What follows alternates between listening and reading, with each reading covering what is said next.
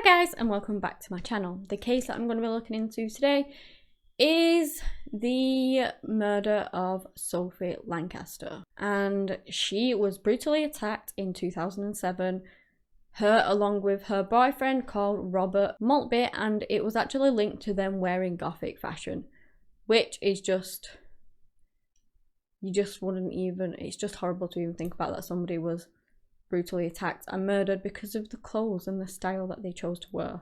It's just awful. And the attack was brutal. It was very vicious.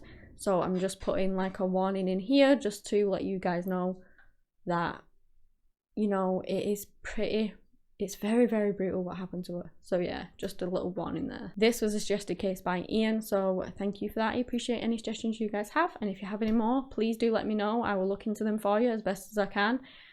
So yeah.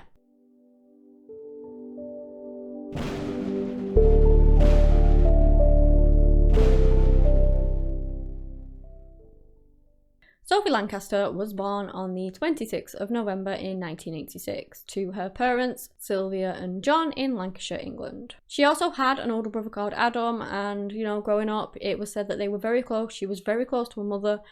She was just a very family-orientated person. From a young age, her parents could tell that Sophie was a little bit different. She was kind of introverted and didn't have, well, she had friends, but she just didn't have like a huge group of friends like a lot of people do, and they could just tell that she was just different from the other kids. She attended Haslington High School, and as she got older, she began to dress differently. She began to dress a lot darker. She eventually began to get piercings and things like that, and eventually would classify herself as a goth. She and her friends loved listening to heavy metal music. They really, really enjoyed being part of this goth community that they had found themselves in, and they had similar interests, similar hobbies.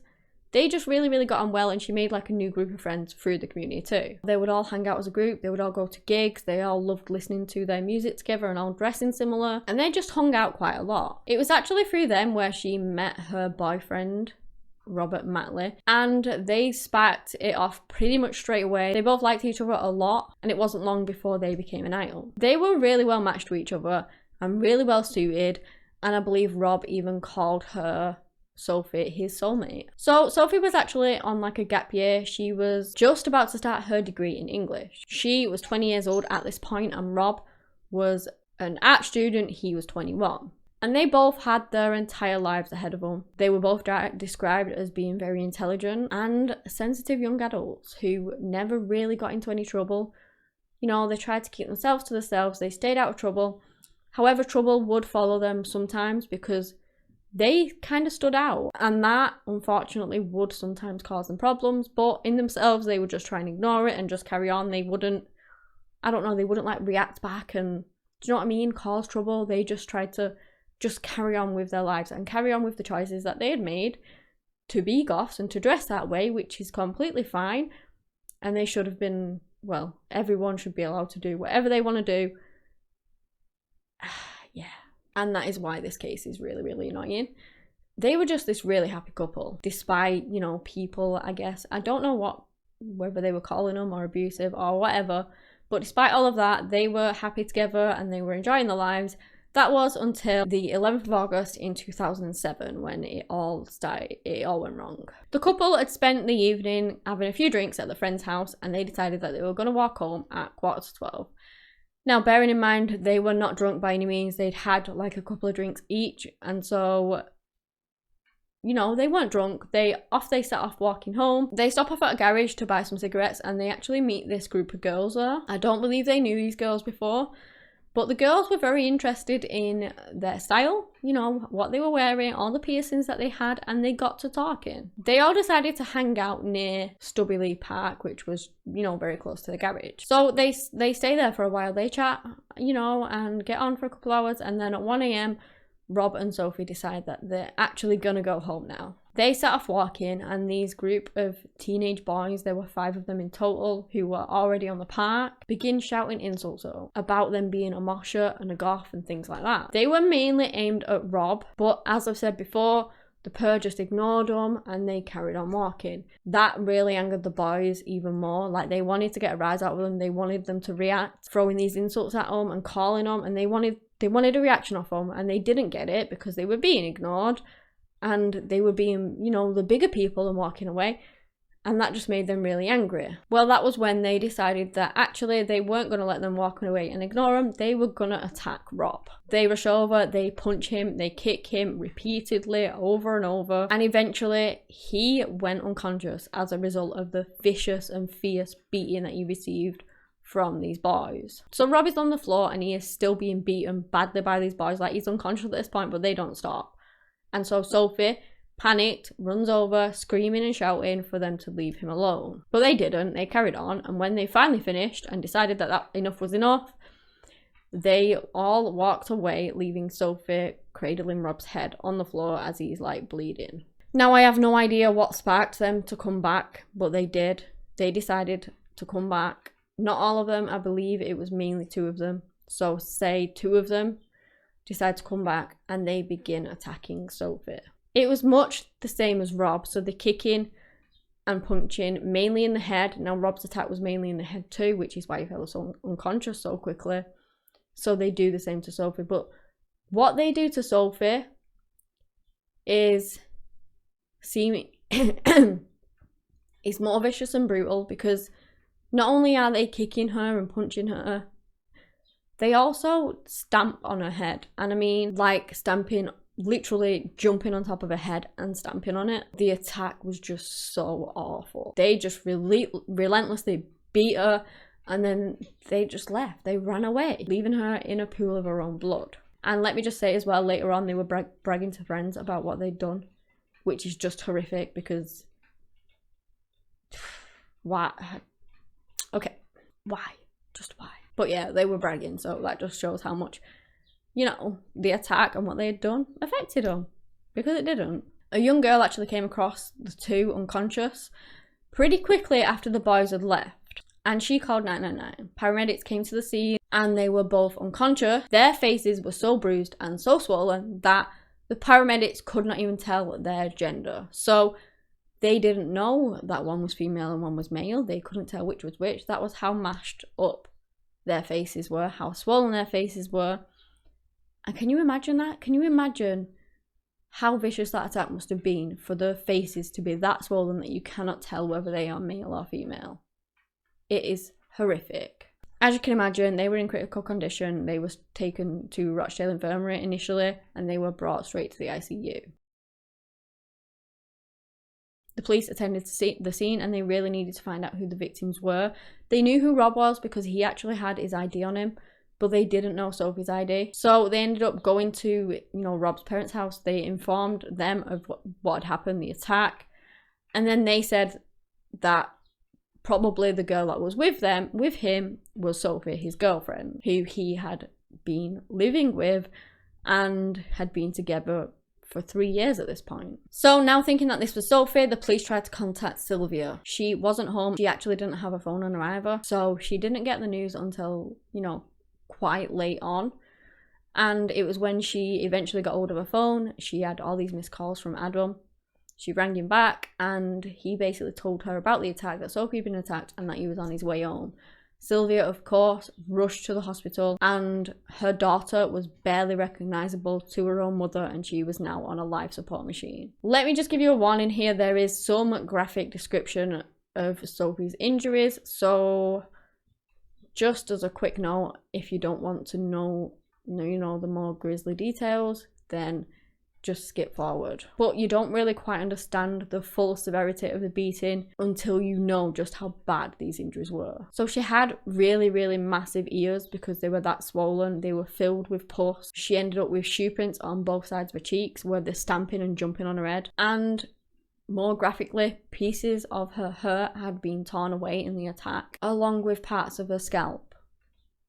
I don't even know how they managed that, but she literally had chunks of hair with scalp missing from her head. Rob's family, of course, you know, rushed to the hospital as soon as they found out, and they were told that their son had been kicked so hard in the head that he had bleeding on his brain. He had internal bleeding, he was in a coma, and he, again, as Sophie, was critical. This attack was just vicious. The police began interviewing people, which obviously were mainly teenagers. It was around a park. This park had a skate park. Lots of people hung out on it. Lots of teenagers hung out on it. I believe there were around 15 teenagers in the area, you know, kind of around about that time. And because, I don't know, they weren't really saying much. So they're interviewing these people who they believe knew some things, and nobody was really saying anything. And it's believed because they either knew the teenagers who had actually done the attack, didn't want to grass them up, or they were scared of them and they didn't know what they might do to them if they did grass them in.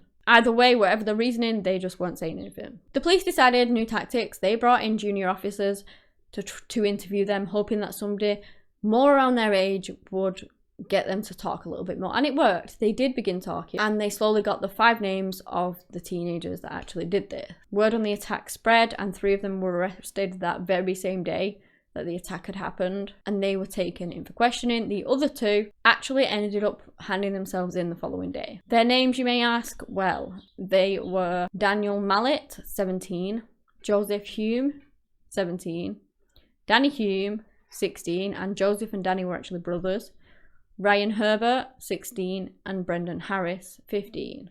They all denied it pretty much initially, but the brothers that actually had handed themselves in admitted to everything. They admitted to hitting Rob once, so they said they only had hit him once and they didn't touch Sophie at all. Some of the boys actually had a history of violence, and that would later come into play. I believe 2 of them had a history of violence, and so, you know, later on it would come into play as to them being kept in custody, whereas the other 3 didn't have a history of violence and were kind of let out. As they were being questioned, the police went to their homes and they tried to recover the clothing that they were wearing that day to send it off for testing. Police were really confident that the boys they had in custody were the boys that attacked Rob and Sophie, and it's believed because of witness testimonies and the extent of Rob's injuries that all 5 were actually involved in his attack. But at this point, they didn't have enough evidence to charge all 5 boys in Sophie's attack. Again, at this point, they didn't know who was involved in Sophie's attack, whether it was all 5 or, you know, just a couple of them, which I've already given away. It was a couple of them, but at this point they didn't know that. So again, Daniel, Danny and Joseph were released on bail because they didn't have the previous history of violence, whereas Brendan and Ryan did have the history of violence, and they were remanded into custody at young offenders. At this point, Rob luckily was showing signs of improvement, but unfortunately Sophie was not. Sophie's attack seemed like it was more brutal, probably because they were jumping on her head. And I know 5 people attacked Rob and only 2 her, but he was now getting better and she really wasn't. And so she must have sustained more severe injuries, and it probably was as a result of them stamping and jumping on her head, which who even does that? Why would you ever do that in a million years? I will never understand. Sylvia was actually told that if she did pull through this by some miracle, that she probably would end up with some brain damage. Detectives went on to send a forensic pathologist to Sophie in hospital, which you might think is strange. Normally they deal with, you know, deceased bodies and they find out what happened to them and things like that, but Sophie was still alive, but they could come in and they could try and analyse her injuries and things like that to try and find out how many people and things did it, if you get what I mean. So that is why they did it. They sent them up there, they looked over Sophie, and they determined that her head injuries were caused by being repeatedly kicked by 2 people, which was also backed up by a witness. The clothes all came back and they all had traces of blood on them, one way or another, whether it was Sophie's or Rob's. So yeah, they pretty much had their guys at this point and they knew it. On the 21st of August, Sophie was sent for a brain scan, and it was to determine if she had any brain function. It came back and it basically said that she didn't have any, which is horrific because then her family were faced with the most toughest, probably one of the most toughest decisions of their life, of possibly turning off Sophie's life support machine and letting her go. 3 days later, on the 24th, they made that decision. They turned off Sophie's life support machine. She passed away. She was surrounded by her family, and it just breaks my heart that this was all because of how she dressed. It's just so sad. Sophie didn't make it. The police re-questioned the boys now in regards to murder, and faced with that brutal fact, they began talking. Brendan claimed that he did kick and punch Robert, but not Sophie. He said that Ryan was the one that attacked Sophie, and when Ryan was questioned again, he just literally replied with no comment to everything. Forensics went on to prove that he was involved though, because blood splatter was found on the inside of his pants and his trainers, and that was Sophie's blood. They basically had him even though he wasn't talking. All the evidence was stacking up against him, so even though he's saying no comment, you know, they're just building their case against him. Apparently as well, whilst in this Young Offenders Institute, he actually rang his mother, and in a phone call to her, he apparently admitted to Sophie's murder. Not only that, the police actually ended up bugging one of the police vans in which Ryan and Brendan was in, and they listened into that conversation later, and you know, in that conversation, they actually discussed Sophie's murder. Ryan described how he kicked Sophie's head like a football. So although Ryan was clearly central to all of these attacks, they wanted to charge them all. And of course they would. They all participated in it. They all beat Rob, maybe not Sophie, but they all did something wrong. They all helped. And so, of course, they should all be punished for it, you know? On the 6th of September in 2007, all 5 boys were charged with grievous bodily harm with intent on behalf of Rob Maltby. By early November, Rob had actually recovered enough to leave hospital, and he was actually able to attend Sophie's funeral. The trial for Sophie's murder began on the 10th of March in 2008. All 5 boys put in a guilty plea to the charge of grievous bodily harm with regards to the attack on Rob, and they were also facing the murder charge of Sophie Lancaster. After not really saying anything, being innocent all that time, suddenly on the day of his trial, Ryan pleaded guilty to Sophie's murder. Police decided to withdraw the charge of murder from the other 3 boys, Danny, Joseph and Daniel. They really didn't believe that they had anything to do with Sophie's attack, just the attack on Rob. But they never found any evidence to prove that, even though that was their suspicion, until Rob admitted to being the one, you know, attacking Sophie. And then that is when they dropped the murder charges. The prosecution put forward their theory that the group was already on the park, some were drinking, they were discussing battering Robert because of how he looked. And I did read online that Brendan was the first one to throw a punch at Rob, and then the others joined in too. They then ran. That was when Sophie went to her boyfriend, and that is when Ryan and Brendan went back and began attacking her. Brendan Harris was found guilty of the murder of Sophie Lancaster on the 27th of March in 2008. Sentencing for this case was done a month later, so on the 28th of April, both Brendan and Ryan were sentenced to life imprisonment, with the trial judge recommending that Brendan should serve at least 18 years and Ryan should serve at least 16 years. Daniel was sentenced to 4 years and the Hume brothers to 5 years each. The only 2 boys actually still serving time for this murder and these brutal attacks are Brendan and Ryan. The other 3 boys have since been released. In the aftermath of her daughter's death, Sylvia founded the Sophie Lancaster Foundation. This was done to focus on creating respect for and understanding of the subcultures in our communities. In 2013, Greater Manchester Police became the first police force in the country to record attacks on members of subcultures as hate crimes, such as emos, goths, moshers, things like that. From what I could find, Robert is doing really well for himself. 10 years on after his attack, he finally finished his art degree.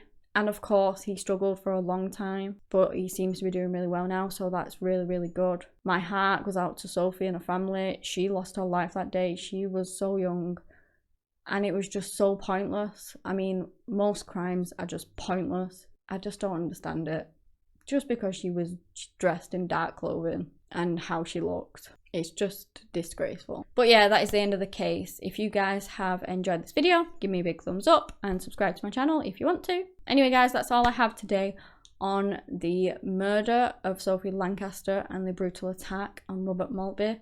Thank you so much for watching, and until next time, bye.